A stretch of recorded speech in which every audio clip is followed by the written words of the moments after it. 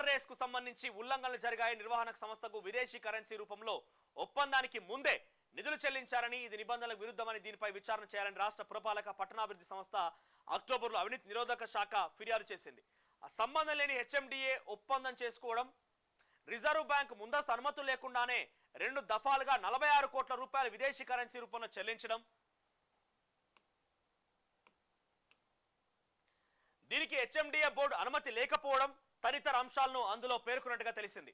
దాంతో అప్పటి పురపాలక శాఖ ప్రత్యేక ప్రధాన కార్యదర్శి అరవింద్ కుమార్, అప్పటి చీఫ్ ఇంజనీర్తో పాటుగా గత ప్రభుత్వంలో పురపాలక పట్టణాభివృద్ధి శాఖ మంత్రిగా పనిచేసినటువంటి కేటీఆర్ పై ఎఫ్ఐఆర్ నమోదు చేయడానికి అనుమతి ఇవ్వాలని ప్రభుత్వానికి ఏసీబీ లేఖ రాసింది. లేఖ రూపంలో వినవించింది. ఈ మేరకు ఇద్దరు అధికారులపై విచారణకు అనుమతించిన ప్రభుత్వం ప్రజాప్రతినిధి అయినటువంటి కేటీఆర్ పై కేసు నమోదుకు అనుమతి ఇవ్వాలని గవర్నర్ కు గత నెల లేఖ రాసింది. ఈ అంశంపై న్యాయ సలహా తీసుకున్న అనంతరం గవర్నర్ అనుమతించినట్టుగా అత్యంత విశ్వసనీయ వర్గాల ద్వారా తెలిసింది. ఫార్ములా ఈ కార్ రేస్ పైన ఈ ఏడాది ఆరంభంలోనే ప్రస్తుత పురపాలక శాఖ ముఖ్య కార్యదర్శి, అప్పటి పురపాలక శాఖ ప్రత్యేక ప్రధాన కార్యదర్శి అరవింద్ కుమార్ నోటీసులు ఇవ్వగా దానికి ఆయన సమాధానం సైతం ఇచ్చారు. అప్పటి తాజా గవర్నర్ ఆమోదంతో కొత్త మలుపు తిరిగే అవకాశం ఉంది. సో ప్రస్తుతం కేటీఆర్ అరెస్టుకు రంగం సిద్ధమైపోయింది. ఇక గవర్నర్ అనుమతి తప్పనిసరి కాబట్టి గవర్నర్ అనుమతి కోసం ఈ రోజుగా ప్రభుత్వం వేచి చూసింది. గవర్నర్ అనుమతి ఇచ్చినట్టుగానే సమాచారం అందుతోంది కాబట్టి 2 రోజుల క్రితమే ఆ గవర్నర్ అనుమతి పత్రం కూడా వచ్చిందట.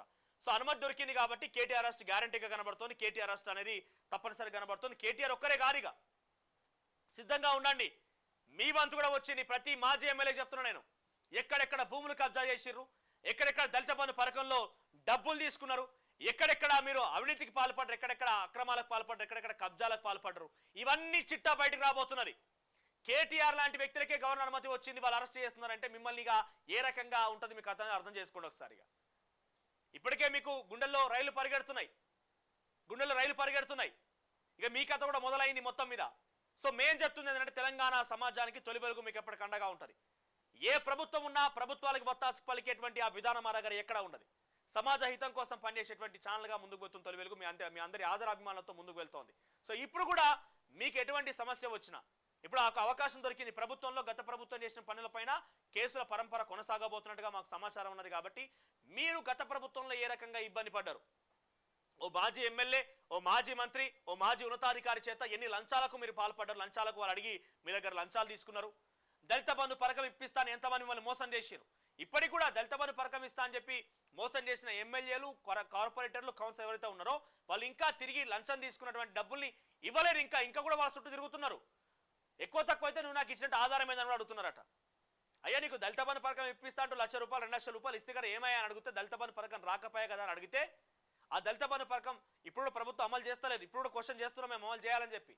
సో దళిత బంధు పథకం ఇప్పిస్తాను లంచం తీసుకున్నటువంటి ఆ ఎమ్మెల్యే, లేకపోతే కార్పొరేటర్, కౌన్సిలర్, వార్డు మెంబరు, కార్యకర్త, వీళ్ళందరినీ మళ్ళీ ఇప్పుడు వాళ్ళంతా దళితులు అడుగుతుంటే నువ్వు నాకు ఇచ్చినట్టు ఆధారం ఏమన్నా చెప్పని అడుగుతున్నారట. నువ్వు నాకు 1,00,000 రూపాయలు 2,00,000 రూపాయలు లంచం ఇచ్చినట్టుగా నీ దగ్గర ఏం ఆధారం ఉన్నదని అడుగుతున్నారట. సో ఈ రకంగా అక్రమాలకు పాల్పడరు. సో సమస్య మీది పరిష్కారం చూపించే దిశగా తొలి వెలుగు ప్రయత్నం చేస్తుంది. ప్రభుత్వం దృష్టి కూడా తీసుకపోతే తొలి వెలుగు సంప్రదించండి.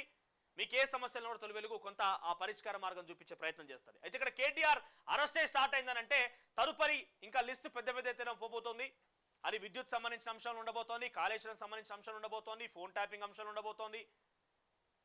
అన్ని ఒకదాని వెంట ఒకటి రాబోతున్నాయి. వరుస అరెస్టులతో తెలంగాణ రాష్ట్ర రాజకీయం మళ్ళొక్కసారి అట్టుడుకబోతోంది. ఈ నెలాఖరికల్లా ఒక బిగ్గెస్ట్ సెన్సేషన్ తెర మీదకి రాబోతున్నట్టుగా తెలుస్తోంది. చూద్దాం ఏం జరుగుతుందో.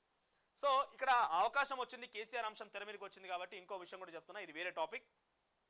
చాలా మంది అడుగుతున్నారు, అన్న కౌశిక్ రెడ్డి గురించి రోజు మీరు బాగానే చెప్తున్నారు, కౌశిక్ రెడ్డికి ఇట్లా అని చెప్పి చెప్తున్నారు కదా, కౌశిక్ రెడ్డికి ఎందుకు పార్టీ ఇంత ఇంపార్టెన్స్ ఇస్తుంది, కౌశిక్ రెడ్డికి మించిన తెలంగాణ ఉద్యమకారులు ఎవరు లేరా పార్టీలా, కౌశిక్ రెడ్డికి సంబంధించినటువంటి ఎందుకు అంతకంటే ఉత్సాహవంతులు యువకులు ఎవరు లేరా అని అడుగుతున్నారు. ఓ గెల్లు శ్రీనివాస్ యాదవ్ చాలా ఉద్యమం